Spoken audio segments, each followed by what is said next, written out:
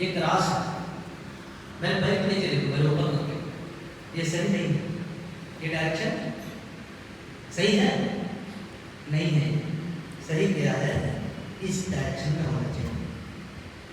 ہمارا قبلہ دیکھیے، یعنی ہم جو کھڑے ہوئے ہیں نا، قبلہ ہمارا کمپلیٹ، ہمارے ناک، ہمارے فیس، ہمارا چہرہ، ہمارا دماغ، ہمارا چیسٹ، ہمارا پیٹ، ہمارے پیر، ہمارے پیر کی انگلیاں، یہ پورا کمپلیٹ ایک قبلہ کے ڈائریکشن ہونا چاہیے. ورنہ آپ ایسے ہی تھوڑا سا ڈائریکشن ہوتے تو وہ قبلہ ہے، دیکھے نہیں چاہیے. تو اکثر لوگ آتے جلدی ایسے آتے کھڑے ہو گئے ایسے. کون نہیں، آپ کو نماز میں اتنا اسپیڈ میں ہڑاہڑی آنے کے لیے کس نے کہا آپ کو؟ بلکہ کہا کہ تم آؤ سکون سے وضو کرو، اس کے بعد ہاتھ دیتے ہوئے آئے. اتنی بڑی دولت لوٹ گئے، جیسے بھائی لوٹ رہی ہے تو تم گھر میں سو رہے تھے، اسی لیے تو پہلے آتے تھے تو یہ سب ٹینشن نہیں رہتا تھا، سکون سے آتے تھے. اب اگر تم لیٹ سے آئے، چلو ٹھیک ہے لیٹ سے آئے، سکون سے وضو کرو، جو رکھتے ملتی وہ لے لو. نہ نماز کے اندر سکون، نہ وضو کے اندر مکمل کامل وضو ہے. تو جیسے آپ آتے ہیں تو اس ڈائریکشن میں کھڑے ہونا، ٹھیک ہے. اس ڈائریکشن میں سب بالکل سیدھی ہوتی، اس ڈائریکشن میں کسی کو تکلیف نہیں ہوتی.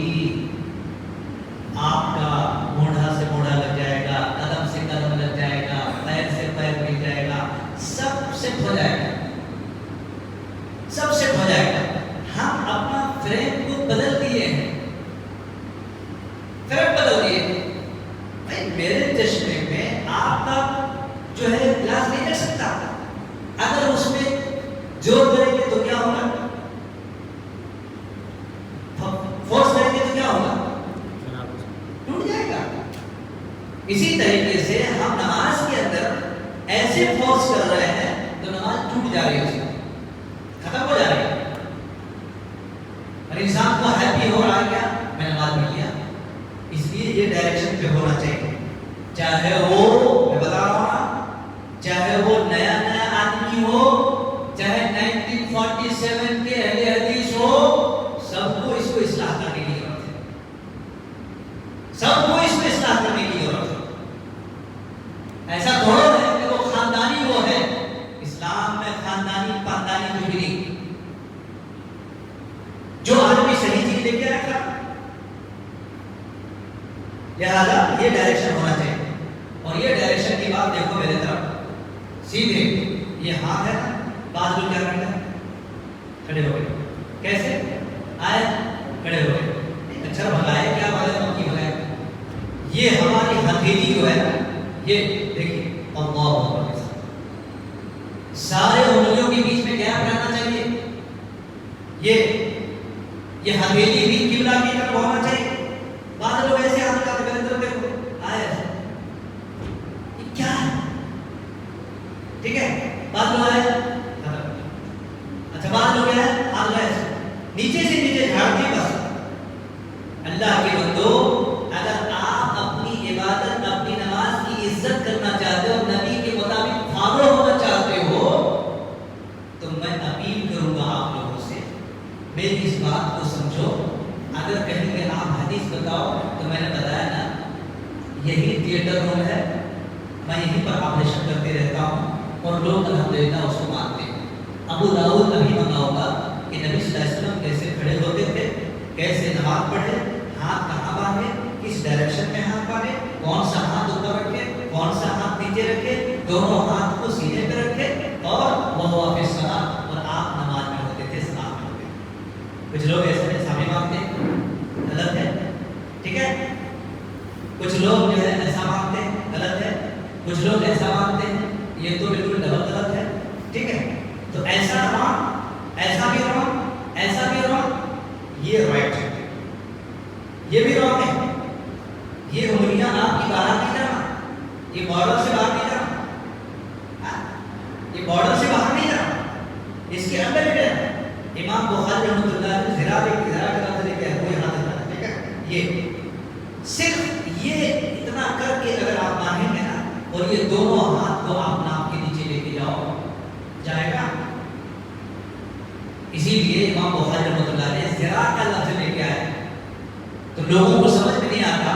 ذرا کہتے ہیں یہ ہے نا یہاں سے لے کر کے یہاں تک کئی ذرا کا لفظ, یہاں سے لے کے تلائی کا لفظ آتا ہے. ٹھیک ہے, عربی کے کئی سارے لفظ ہیں, تو اس طرح سے ذرا اگر ایسا آپ کریں تو یہ آٹومیٹک سیٹ ہو جائے گا سینے پر.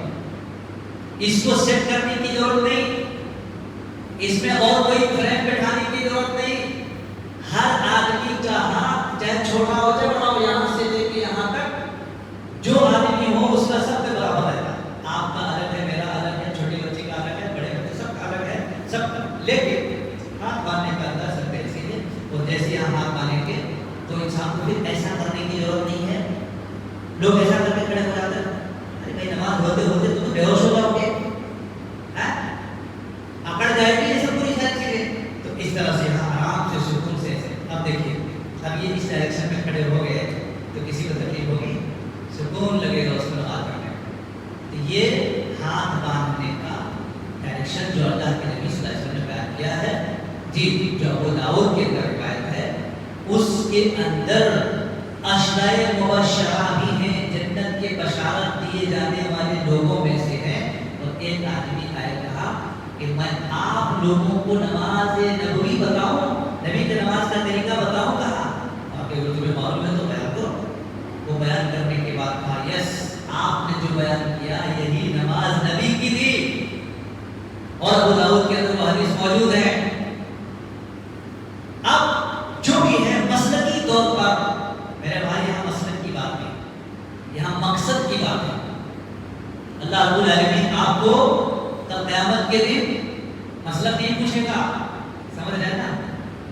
آپ کا سوال جو تھا مسلک نہیں پوچھے گا, بھائی آپ حنفی میں تھے, آپ شافعی میں تھے, آپ مالکی میں تھے, آپ حنبلی میں تھے, آپ کون تھے, کس سے تھے. نہیں بھائی, میں تو دو ہی چیز دیا تھا آپ کو, ایک قرآن اور دوسری حدیث. خلاص, اتنے ساری چیزیں کہاں سے آ گئی, کس نے بتایا تھا آپ کو؟